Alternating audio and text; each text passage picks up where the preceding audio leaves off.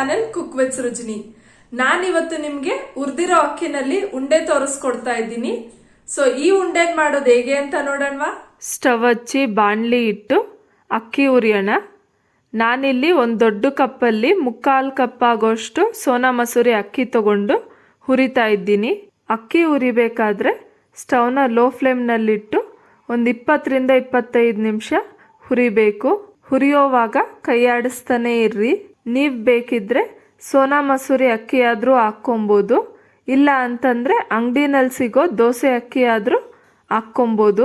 ಶಿವರಾತ್ರಿ ಹಬ್ಬದ ಟೈಮಲ್ಲಿ ವಿಶೇಷವಾಗಿ ಈ ಉಂಡೆನ ಮಾಡ್ತಾರೆ. ಮತ್ತು ಈಗ ಸಿಗೋ ಪ್ರತಿಯೊಂದು ಸ್ವೀಟಲ್ಲೂ ಡಾಲ್ಡಾ ಮತ್ತು ತುಪ್ಪನ ಹೆಚ್ಚಾಗಿ ಬಳಸಿರ್ತಾರೆ. ಅದು ಆರೋಗ್ಯಕ್ಕಷ್ಟು ಒಳ್ಳೆಯದಲ್ಲ. ಈ ಉಂಡೆ ಹಳೆಯ ಕಾಲದ ತಿಂಡಿ, ಹೆಲ್ತ್ಗೂ ಒಳ್ಳೆಯದು ಮತ್ತು ಅಷ್ಟೇ ಟೇಸ್ಟಿಯಾಗೂ ಇರುತ್ತೆ. ಅಕ್ಕಿ ಉರಿಯೋ ಸ್ಮೆಲ್ಲು ನಿಮಗೆ ಗೊತ್ತಾಗುತ್ತೆ. ಮತ್ತು ಅಕ್ಕಿ ಉರಿತಾ ಸ್ವಲ್ಪ ಕಲರ್ ಚೇಂಜ್ ಆಗುತ್ತಲ್ವ, ಅಲ್ಲಿವರೆಗೂ ಹುರಿದ್ರೆ ಸಾಕು. ಈಗ ಇದನ್ನು ಒಂದು ಪ್ಲೇಟ್ಗೆ ತೆಗೆದಿಟ್ಕೊಂಡು ತಣ್ಣಗಾಗೋದಕ್ಕೆ ಬಿಡಿ. ಆಮೇಲೆ ಅದೇ ಬಾಣಲಿಗೆ ಕಡಲೆಬೀಜ ಹಾಕ್ಕೊಂಡು ಅದನ್ನು ಸಹ ಚೆನ್ನಾಗಿ ಹುರಿಬೇಕು. ಕಡಲೆಬೀಜನ ನಾವು ಚಟ್ನಿಗೆ ಹುರಿತೀವಲ್ವ, ಆ ರೀತಿ ಹುರಿದು ಇನ್ನೊಂದು ಸಪ್ರೇಟ್ ಪ್ಲೇಟ್ಗೆ ತೆಗೆದಿಟ್ಕೊಂಡು ತಣ್ಣಗಾಗೋದಕ್ಕೆ ಬಿಡೋಣ. ಕೆಲವೊಂದು ರೆಸಿಪಿಗೆ ಒಟ್ಟು ತೆಗೆದು ಹಾಕಬೇಕು. ಇನ್ನೂ ಕೆಲವು ರೆಸಿಪಿಗಳಿಗಾದರೆ ಒಟ್ಟು ಸಮೇತ ಹಾಕಿದ್ರೇ ಟೇಸ್ಟ್ ಚೆನ್ನಾಗಿರೋದು. ಚಟ್ನಿ ಪುಡಿ, ಚಟ್ನಿಗಳಿಗೆಲ್ಲ ಒಟ್ಟು ಸಮೇತ ಹಾಕಬೇಕು, ಆವಾಗಲೇ ಅದು ರುಚಿ ಚೆನ್ನಾಗಿರೋದು. ಕಡಲೆಪಪ್ಪನ್ನು ಸಹ ಬಾಣಲಿಗೆ ಹಾಕ್ಕೊಂಡು ಒಂದು ಸ್ವಲ್ಪ ಬಿಸಿ ಮಾಡ್ಕೊಳ್ಳೋಣ. ಹುರ್ಕೊಳ್ಳೋದೇನು ಬೇಡ. ಬಿಸಿ ಮಾಡ್ಕೊಂಡಾದ್ಮೇಲೆ ಒಂದು ಪ್ಲೇಟ್ಗೆ ತೆಗೆದಿಟ್ಕೊಳ್ಳೋಣ. ಈಗ ಎಳ್ಳನ್ನು ಸಹ ಹಾಕ್ಕೊಂಡು ಅದು ಚಿಟ್ಪಟ್ ಅಂತ ಸೌಂಡ್ ಬರುತ್ತೆ ಅಲ್ವಾ, ಅಲ್ಲಿವರೆಗೂ ಹುರ್ಕೊಬೇಕು. ಸ್ಟವ್ ಆಫ್ ಮಾಡಿ ಎಲ್ಲ ಇಂಗ್ರೀಡಿಯೆಂಟ್ಸು ತಣ್ಣಗಾಗೋದಕ್ಕೆ ಬಿಡಿ.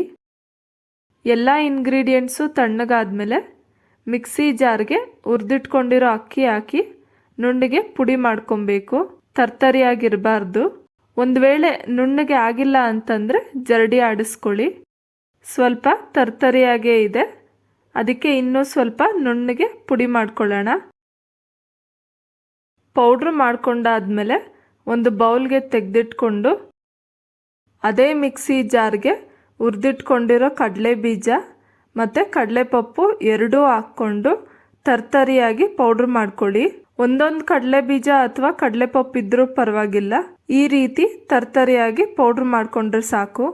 ಸ್ಟವ್ ಹಚ್ಚಿ ಪಾತ್ರೆ ಇಟ್ಟು 3/4 ಕಪ್ ಬೆಲ್ಲ ಹಾಕಿ ಅದ್ರ ಜೊತೆಗೆ ಚಿಕ್ಕ ಗ್ಲಾಸಲ್ಲಿ ಒಂದು ಅರ್ಧ ಗ್ಲಾಸ್ ಆಗೋಷ್ಟು ನೀರು ಹಾಕಿ ಚೆನ್ನಾಗಿ ಕುದಿಯೋವರೆಗೂ ಮಿಕ್ಸ್ ಮಾಡ್ತಾ ಇರ್ರಿ. ಬೆಲ್ಲ ಎಲ್ಲ ಕರಗಿ ಕುದಿಯೋವಾಗ ಸ್ಟವ್ ಆಫ್ ಮಾಡ್ಕೊಬೇಕು. ಮಿಕ್ಸಿಂಗ್ ಬೌಲ್ಗೆ ಪೌಡ್ರ್ ಮಾಡಿಟ್ಕೊಂಡಿದ್ದೀವಲ್ವ ಅಕ್ಕಿ ಹಿಟ್ಟು, ಅದನ್ನು ಹಾಕ್ಕೊಂಡು ಅದ್ರ ಜೊತೆಗೆ ಕಡಲೆಬೀಜ ಕಡಲೆಪಪ್ಪು ಪೌಡ್ರ್ ಸಹ ಹಾಕಿ ಅದಕ್ಕೆ ಒಣಕೊಬ್ಬರಿ 3/4 ಕಪ್ ಹಾಕಿ 2 ಸ್ಪೂನ್ ಹುರಿದಿಟ್ಕೊಂಡಿರೋ ಎಳ್ಳು ಹಾಕಿ ಏಲಕ್ಕಿ ಪುಡಿನೂ ಸಹ ಹಾಕ್ಕೊಂಡು ಎಲ್ಲಾನು ಮಿಕ್ಸ್ ಮಾಡಿ ತುಪ್ಪ 2 ಸ್ಪೂನು ಅದನ್ನು ಹಾಕಿ ಚೆನ್ನಾಗಿ ಮಿಕ್ಸ್ ಮಾಡ್ಕೊಬೇಕು. ಈಗ ಕರಗಿಸಿಟ್ಕೊಂಡಿರೋ ಬೆಲ್ಲನ ಹಾಕ್ಕೊಳ್ಳೋಣ. ನಾನಿಲ್ಲಿ ಬೆಲ್ಲನ ಏನಕ್ಕೆ ಶೋಧಿಸ್ಕೊಳ್ತಾ ಇದ್ದೀನಿ ಅಂತಂದರೆ, ಕೆಲವೊಂದು ಸರಿ ಬೆಲ್ಲದಲ್ಲಿ ಡಸ್ಟ್ ಇರುತ್ತೆ, ಅದಕ್ಕೋಸ್ಕರ ಶೋಧಿಸಿ ಹಾಕ್ಕೊಳ್ತಾ ಇದ್ದೀನಿ. ಬೆಲ್ಲದ ನೀರು ಬಿಸಿ ಇರುತ್ತೆ, ತಕ್ಷಣ ಕೈಯಲ್ಲಿ ಮಿಕ್ಸ್ ಮಾಡಬೇಡಿ. ಸ್ಪೂನ್ನಲ್ಲಿ ಮಿಕ್ಸ್ ಮಾಡಿ ಆಮೇಲೆ ಕೈಯಲ್ಲಿ ಒಂದು ಸರಿ ಚೆನ್ನಾಗಿ ಮಿಕ್ಸ್ ಮಾಡಿಕೊಂಡು ಉಂಡೆ ಕಟ್ಕೊಬೇಕು. ಒಂದು ವೇಳೆ ನೀವು ಉಂಡೆ ಜಾಸ್ತಿ ಮಾಡ್ಕೊಬೇಕು ಅಂತಂದರೆ ಕೆಂಪಗೆ ಅಕ್ಕಿನ ಹುರಿದು ಫ್ಲೋರ್ ಮಿಲ್ಗೆ ಹಾಕಿಸ್ಕೊಂಡು ಇದೇ ರೀತಿ ಎಲ್ಲ ಇಂಗ್ರೀಡಿಯೆಂಟ್ಸು ಹಾಕಿ ಮಿಕ್ಸ್ ಮಾಡಿ ಬೆಲ್ಲ ಸ್ವಲ್ಪ ಪಾಕ ಎತ್ತಿ ಆ ಪಾಕದ ಬೆಲ್ಲನ ಸ್ವಲ್ಪನೇ ಹಾಕಿ ಎಲ್ಲಾನು ಮಿಕ್ಸ್ ಮಾಡಿಕೊಂಡು ಉಂಡೆ ಕಟ್ಕೊಬೇಕು.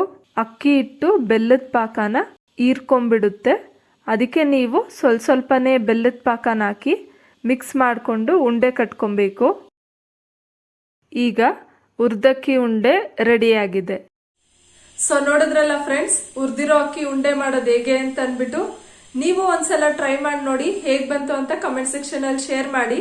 ಮತ್ತೆ ಈ ವಿಡಿಯೋ ನಿಮ್ಗೆ ಇಷ್ಟ ಆದ್ರೆ ಲೈಕ್ ಮಾಡಿ, ಶೇರ್ ಮಾಡಿ, ಪ್ಲೀಸ್ ನನ್ನ ಚಾನೆಲ್ಗೆ ಸಬ್ಸ್ಕ್ರೈಬ್ ಮಾಡಿ. ಮತ್ತೆ ನಾನು ಇನ್ನೊಂದು ರೆಸಿಪಿ ಜೊತೆ ನಿಮ್ ಮುಂದೆ ಸಿಗ್ತೀನಿ. ಬಾಯ್.